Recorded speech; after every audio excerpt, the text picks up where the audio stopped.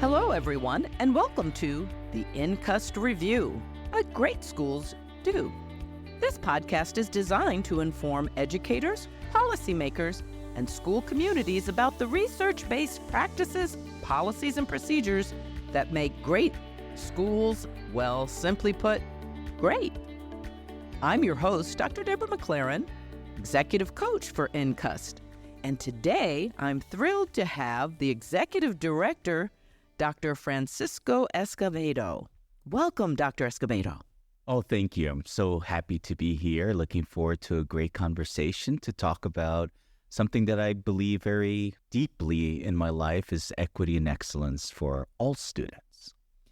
Well, as we get started here, can you tell our listeners a little bit about who you are and how you got involved with NCUST? Of course. So I've been working for K-12 education for over 30 years. I'm a retired superintendent, been an assistant sup, a principal. I worked in the charter world as well as vice president for Edison Schools, been a teacher, been a university professor at San Diego State. Again, after my retirement, I don't think I really retired. I'm laughing because I can relate to that. I haven't really retired. So presently, I'm an executive director of the National Center of Urban School Transformation, which is a part of the San Diego State University Foundation. In addition to that, I'm also a California State Board member. Actually, I'm serving my second term and enjoying it quite a bit.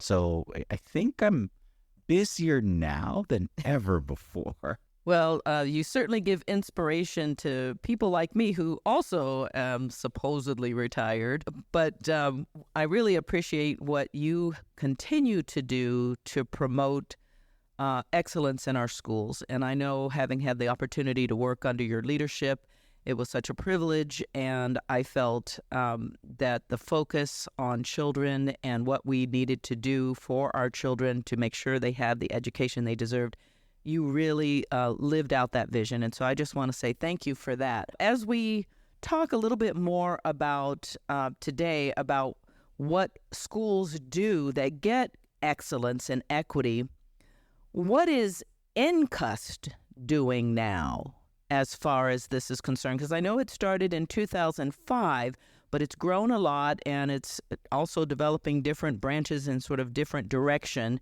this podcast being one. What is NCUST looking to do now, or what are they doing now? So NCUST has two prime purposes. One, research and development, looking at positive outlier schools throughout the nation. In fact, we've studied over 175 schools across 25 states in our nation, seeking positive outlier schools, going to every single classroom, doing focus groups with parents, teachers, as well as leaders, and figuring out, distilling what are those characteristics that are common.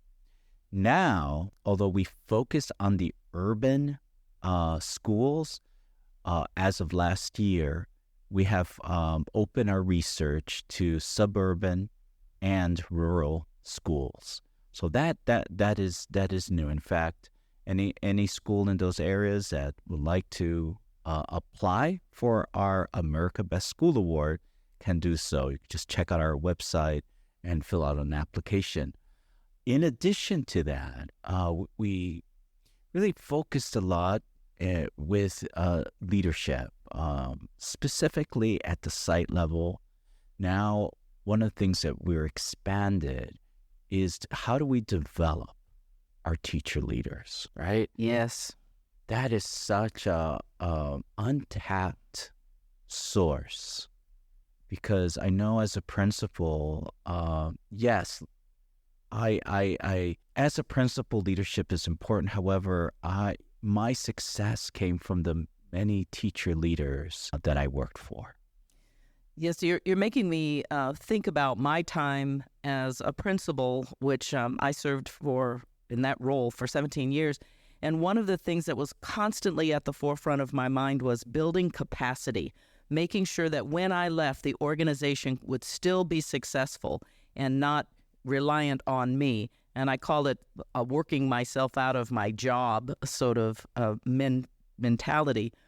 So building leadership capacity is, I think, a big part of what NCUST is doing right now. I know with the leadership book that they've published, and it has a lot of information about what great leaders do. What would you say, or you would want our listeners to know, related to the work that you're doing with these additional groups? What would you say is the most probably challenging aspect of your work? I would say the most challenging aspect of the work is the whole time issue to help develop our leaders. We do offer a certificate program for our teachers, and it's once a month. And what we've connected is their ability to then get a doctorate after receiving our certificate program, is giving them also the space for them to do project-based learning, where the learning is focused in their actual work, making the work relevant to their lives and to the students they serve. And I think many times with professional development, there's a lot of theory, but there's limited connection between theory and practice. So one of the things that we're doing at NCUST is bridging the theory and the practice.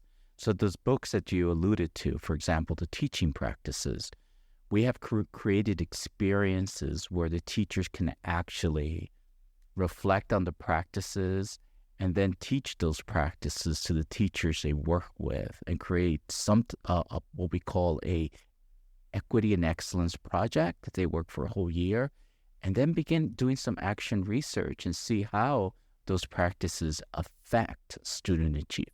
I want to say that one of the things that always comes to my mind when we talk about plans and we're going to implement certain goals and take certain actions, that the most important part is how are we measuring that progress along the way to make sure that we're achieving the results that we want to achieve, to make the progress we expect to make towards our goals. And I think many times in our schools, that's a missing piece is, what are we doing? How are we measuring the progress along the way? And is that progress significant enough?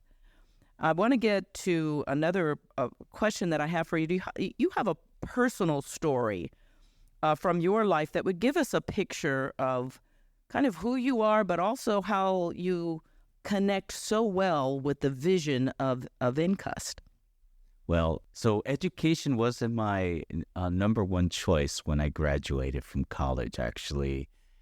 I was in law enforcement originally. Oh. Yes, believe it or not. I was patrolling out in San Diego, and but it was through my law enforcement experience that I decided to become a teacher. And let me expand on that. I remember, I would have to say most of my arrests were either Latino, African-American, young men between the ages of 18 and 24. I would have to say 100% of them were male and Latino and African-American males. And somehow I just had an affinity to really try to help them and counsel them and have them change their lives to become more focused in their education. My partner was so fed up that I was taking so much time trying to counsel them that he said to me, "You're wasting your time, because once these kids are arrested, they become institutionalized. You'll find them coming back into the system over and over again.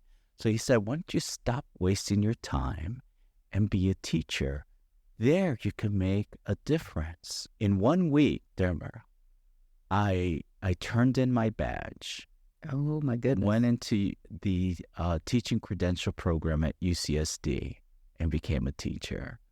And from that day on, I know that education can serve as a bridge for many of these students to change their lives because of certain factors, and even factors that may be inherent in K-12 education that can lead to that prison pipeline. You know, I want to say that one of the things that I have shared with folks is teachers do not get into this profession for the money. I mean, I know that sounds kind of, like, yeah, we know that, but if you really think about the fact that they don't get into this job for the money because they're not paid enough in many cases to even live without another source of revenue to buy a home or do other things as an adult.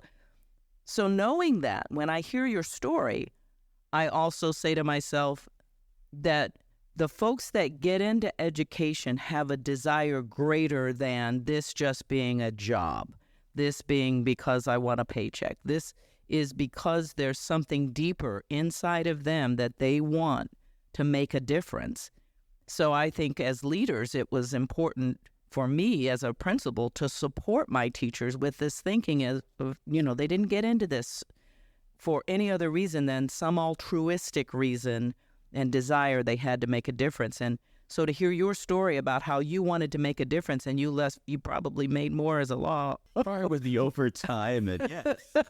in law enforcement than as a teacher. But thank you for that personal story. I know the power of stories in general in our lives to really make a difference when we share our stories with others. I have another question for you. Tell us about a positive change you feel that you have made in your work as an educational leader, something you feel good about or believe is for the greater good. Well, as a superintendent, we're designated as a positive outlier district. Can you tell us, what does outlier mean? Okay, so what an outlier it means is that when you look at socioeconomics, when you look at the research out there, socioeconomics is one of the best predictors on student achievement. Over and over again, you see that repeated. So therefore, students who live in poverty typically have the lowest student achievement results. California, New York, Florida, Texas, no matter what state, you'll see that correlation, right? So being a positive outlier means that you have students in poverty yet achieving above state averages, competing against a very, probably a higher economic level district. So that's what a positive outlier, that means you're going against the trends, right? And so what Linda Darling Hammond and her organization called LPI, Learning Policy Institute, they examined over 1,000 districts in the state of California. They used poverty index as a control group. And then they were able to rank how every district in California, how their achievement with Black students, white students, all ethnic groups, but, lived in poverty. How did they achieve compared to other districts? And Chula Vista, who was one of the districts I was privileged to lead, were one of the very few districts that were considered a positive outlier district. And so that's also the mission of NCUST, right? We look for schools. It's hard to find a district, but there are schools out there that are positive outliers, that they're able, no matter what zip code they're in, no matter what level of poverty, students are achieving outstanding results. And these things can be replicated, and it is our mission to replicate. So not only do we do research and development, but we also partner with schools and districts to replicate these same results. So I know what's resonating with me right now is I'm thinking to myself, I guess I'm a positive outlier individual, because I grew up in Chicago in an all-Black neighborhood and in what's considered poverty, and yet I was able to, because of the different environments that I was in over time educationally and the different settings that I had opportunity to be a part of, I was able to achieve a doctorate in spite of all of the factors that said, you're not likely to go beyond this or that. I didn't even read until fourth grade. And so knowing that, I'm a statistic outlier because of that. But I would say this, one thing that I've thought about over the years, what made the difference in my life and what do I believe makes a difference in the lives of other students who are in these outlier areas or outlier, they're identified as outliers as far as schools are concerned or school districts. I think the number one factor for me is it starts with, do we believe first and foremost that the children can achieve? And when we believe in someone, really believe in them and believe they have the ability, the rest is we got to figure out now how we get those results, but we have to start with the belief. What do you think about that? I would have to say, yes, you have to have the belief. However, you have to couple it with being challenged. You have to couple it, because I've seen many well-intentioned educators who do believe, but they really don't believe, because when you go into the classroom, you see below grade level type of activities that students are trying to complete. And the rationale is, oh, these students can't do it.